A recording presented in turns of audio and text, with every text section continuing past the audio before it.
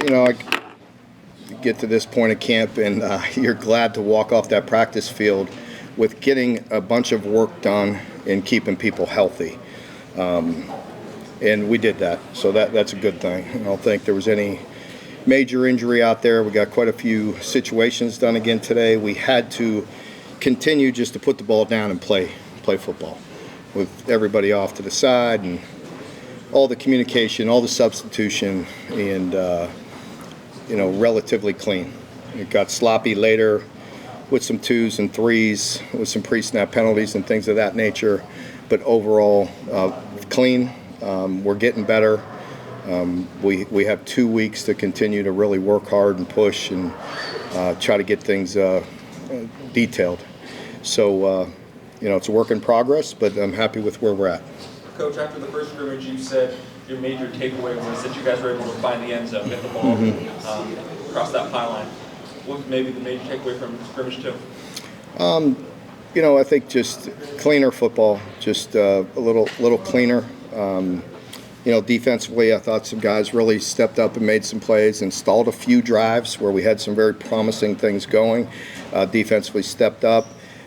So just clean, just good ball. I mean, I'll know more. I watched the film.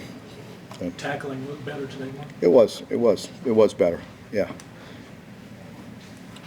Or Cole Lantern went down in that open practice we saw. Yeah. Yeah, unfortunately, Cole's going to be down for the year. So it's really disappointing for him. He's worked extremely hard. He's a great young man, has worked hard and done a lot for this program, and I hate to see that for him. Did you feel like the quarterbacks played today? I felt like they played good. I thought, Cutter was very efficient early in particular. He had some really nice drives and, put some things together, got the ball in the end zone, so that was really good to see. Need the receivers separate themselves? It's going to be big committee, a lot of guys, So.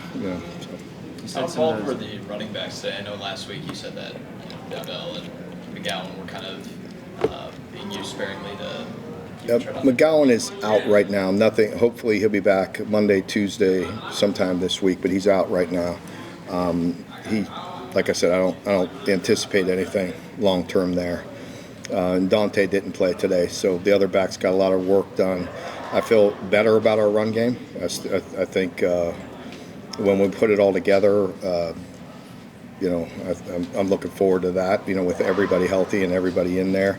But in scrimmages like this, we don't have that many opportunities where it's completely live, and so sometimes you want to work on certain things. So we still have a couple weeks to put it all together. You said on the defense, some of those guys really stepped up and kind of started stalling some of those drives. Who is it on that defense that you're seeing kind of emerge? I honestly can't tell you right now. It wasn't anything like an interception or anything like that. Just the group stepped up and shut it down. A couple promising drives early, as a unit. We'll be talking with Josh Braun and maybe Gusta after this. Anything you've maybe seen from them so far this fall camp? Just both of them have an awful lot of leadership qualities. They've both played an awful lot of football. They're very mature. They're great additions to our team, and I love having them. And you'll enjoy talking to them. They're just great people and really good players. Mark, you were really complimentary of Jamarian during media day. Haven't heard a whole lot about him since then. Yeah. How is he coming along? Yeah, same. Just working. Just like we're all trying to do. Just put your head down and work and get better. And he's doing that. And with Jamarian and a lot of our players, our younger players, as we develop them, it's a lot of little things, right? Just doing the little things. And he's doing those things. He's maturing. He's growing, and we'll continue to work with him.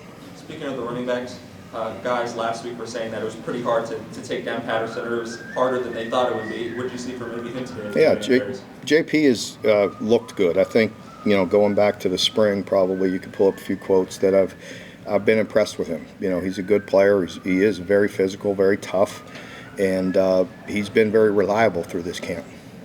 Mark, I feel like a couple times since the end of the spring, you said you feel like the secondary could really be a strength this season. I mean, what you've seen in camp, has it made you more convinced of that? Yeah, I think, I like the group. I mean, obviously, the guys that are, backups, need to continue to get reps. So we need to stay healthy, and again, but I like what I see. Obviously, you all didn't want Max to go down last year, but now, how much did it help Ryan and DJ Yeah. and those guys to get thrown into the fire the way they did? Yeah, I think reps count. Experience matters, and with those guys getting the reps, it definitely is benefiting them now. They're more confident. Everybody good? All right. Thank you all. David, what has this kind of like ramp up to the season been like compared to your past 4 years at Washington State? I would say like this ramp up, Coach Stoops does a great job like keeping people healthy.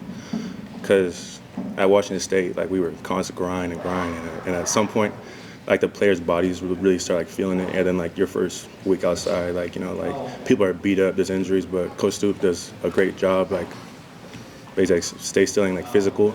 But then like he also keeps us like pretty like healthy for the most part. Second scrimmage in the books, coach said that he saw an uptick or some better tackling. Would you agree? 100%. Our first scrimmage, there was quite a few missed, and this one I could probably count on like one hand, so it's definitely better than last time. Where's the biggest area you saw growth from the defense from one scrimmage to the Can you second? repeat that? Where's the biggest area of growth you saw in the defense last week? I would definitely say it was our communication and, like you said, tackling, because our last scrimmage it just wasn't okay because we missed way too many. But this one, I'm definitely happy with basically Daver and just everybody else back there giving like calls, giving a backfield set. So I just feel everything is just there. Talked about Daver in there. How important has he been? Kind of Coach White talked about him before as the kind of guy that might get that green dot and kind of keeping the cohesion of the defense, communicating what Coach is trying to have you guys do. Yeah, the part that I love about Daver is that Daver is very mellow-headed, and that but things that he picks it up when he has to. But when he's trying to tell us a play, he's real calm, just collected, and when you're out there in front of 100,000 people, you kind of have to be, and so that's the part that I love about the boy. Is there one of those battles with the interior deep offensive line that you really enjoy going up? Yeah, probably Farm and Jag. Farm and Jag are definitely two physical people, and I just love going against them. I know Washington State's not on the coast side of that state, but you've gotten a pretty good dose of the heat and humidity here. What's that been like for you? That first day was hell. I said this before. It felt like I was breathing through a straw, and it was terrible. So I think the farthest that I've been this area is probably Texas, and Texas it gets hot, but it's not humid. So it took me about I probably say till last week to not be dying on that field, and so I think it's good that I got acclimated to it. So how are you now? I'm fine now. Yeah, I feel good. It's definitely harder than Washington State because Washington State, our first game would be 30 outside, and we'd be practicing in the snow. So we go down to UCLA and it's 8 degrees and I'm dying. So basically, it's nice though. Have any of these guys from Florida told you you haven't seen anything yet? Thank God we're not going down there. Because I heard the swamp is bad in Florida. I've never been, but I heard it's humid. Yeah. There's a reason they call it the swamp. Yeah, but if I had to, I'll play there. I just anything. Yeah. Everybody good? Anybody else? Everybody good? Okay. Thank you. Thank you, guys. How did you see the scrimmage? So from an offensive line perspective, we did some good things, we did some bad things we have to correct. We're 2 weeks away from the first game, and so the good thing is we've got time, not a lot of time, so at the end of the day, we got to do our responsibilities and treat every day like it's going to be our last. Can you elaborate on some of those loose ends you guys still want to tie up ahead of this? Yeah, I mean, like everybody, there's going to be loose ends. I mean, you're not going to be if you can be in midseason form by the first game, then great. And we still have to work on that, and we're very close. I will say that. Obviously, you've been around the block, played at a couple of different schools. Maybe not to put anyone down, but how would you kind of compare this offensive line group to maybe some of the others you've worked with?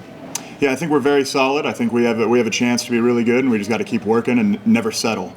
I mean, at the end of the day, it's not the teams who start the fastest; it's the teams that can keep it rolling all throughout the season.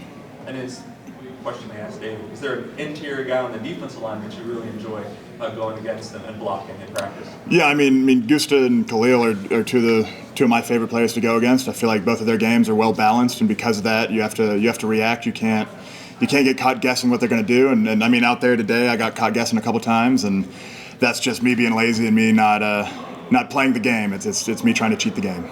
Just kind of going off of that, what's it like having David and Khalil on the field at the same time? Like, how do they kind of complement each other's games? Yeah, I mean, they complement each other very well. I mean, for an offensive line to have to face both of them at the same time, it's going to be a challenge. I'm interested to see how other offensive lines handle them. They are great athletes, and they're well-rounded. They've used the term professional and businesslike a lot when talking about you guys up front and kind of the team in general. Can you kind of compare the way that is here now to maybe some of the other places you've been? Yeah, I mean, I think it speaks to the landscape of college football today as compared to when I started as a freshman in 2020. I mean, I think across the country you see it's become a profession. It's become your job, and players are treating it as such. And because of that, it's not to say that players – I think a lot of people, when they see the new landscape of college football, they say, oh, the players don't care about the university. I think they care about the university even more because they're saying this is where I choose to be, this is what I want to represent. And because of that, they carry themselves in a different manner. I mean, you see guys treating their body as their business. And because of that, I see more people in the training room getting treatment every day than I have in the past in my career. And I see people taking nutrition seriously, the weight room more serious than I think people have throughout the country, even last year or the year before. How do you all balance professional, business-like approach and the fun aspect? Yeah, I mean, the fun aspect, we had a little team retreat this past week, and I think the way you balance it is that when you cross the white lines, when you're on the field, it's a business, it's your job.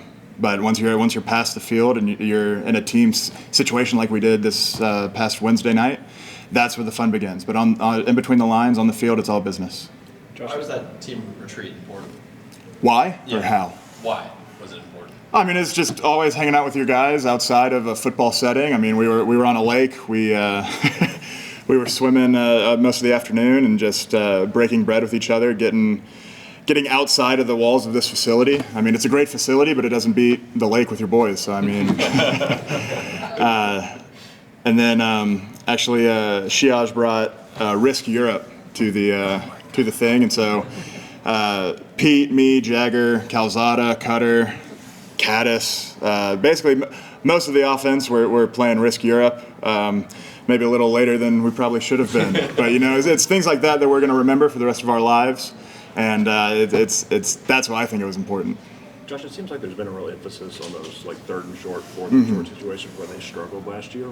As an offensive line, what's key to coming through in those situations where everybody knows you're probably running that? Yeah, I mean, people always say games in the SEC are won in the trenches, and if you want to win the game, you have to convert on third and short and stay out of the fourth and short. But once you're in fourth and short, I mean, it's live or die. And so I think it plays in our favor. Just if you look at our offensive line, how we're built, I think that's going to be a point of emphasis for us to be successful in the third and short, and hopefully stay out of the third and mediums, third and longs.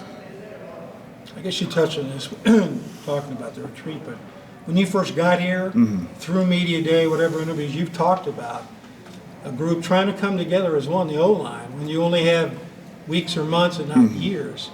How's that process? How do you see that now with 2 weeks before the first game? Yeah, no, it's something we were lamenting on the trip when we were playing Risk. We were like, man, because it turns out that Walschlager loves Risk, I love Risk, Pete loves Risk, and we didn't know this until this past week. We could have been playing Risk every Friday night for the past 20 weeks, and so it's those things that you miss whenever you go to different schools. You don't really know the guys as well, and you just have to get to that point quicker. And I think I'm sad that we didn't discover our love of Risk until now, but at the end of the day, I feel like we're in a good spot to face the season together. I think we're in. I've heard coaches say, "Mow your own yard, and I'll mow mine." But I think at the end of the day, we need to come together and mow your own yard. But if your neighbor needs help, he needs help, and you're there to help him. How long did it take you to finish that game? Risk takes a lot. So we none of us had ever played Risk Europe, and so we it took us about 30 minutes to get it all set up. And then we realized that it was going to take about 3 to 4 hours if we played by the rules. And so we kind of played Risk Europe on the board, but with just regular Risk rules for battle. And Wolschlager sat down late after we started, and he was furious because he read the rules, and he's like, no, it's so easy. This is just, it'll take like 30 minutes if we just do it this way. And we're like, no, Wooly, calm down. So. Two-part question. In the day of video games and devices and everything, how do so many guys really enjoy and like Risk? And the second part, who won? I'll answer your second question first. So it was basically the way we set up the board and how we drew our starting cities. It was basically me and Pete on one half of the board and Caddis and Jagger on the other half of the board. And me and Pete were just constantly going at it. Jagger wiped Caddis out in like 3 moves. And then me and Pete forgot that to win the game, it's not to eliminate the other players, it's to capture crown cities. And so Jagger won 7 crowns in like 5 moves, and me and Pete were just battling it out. And Jagger's like, hey guys, I won. He's like, I won, I'm going to bed. And we're like, oh. So, and what was your first question? Oh, in the days of technology, why are we playing Risk? In video games and everything. That's Yeah. like a bit of a throwback for 20-something. Yeah, no, I think I'll have to credit Pete with that. Shiaj has brought chess into the facility, and that's something that I love playing chess. I never thought to bring it into the facility, and he did, credit to him, and we've been playing chess all throughout training camp, me, him, Calzada, Coach Ed, and it's things like that yeah, you can play video games, and that's all fun, but I think there's a level of intimacy when you're across the board from someone, and it's different than just being on the screen in the headset. And on the trip, it's funny, some guys brought their PS5s only to find out that there were no TVs in the cabins we were staying in. I don't know what they thought was going to happen, but good thing Pete bought Risk. All right, everybody good? Yep. All right, thank you. Thank you. Thank y'all.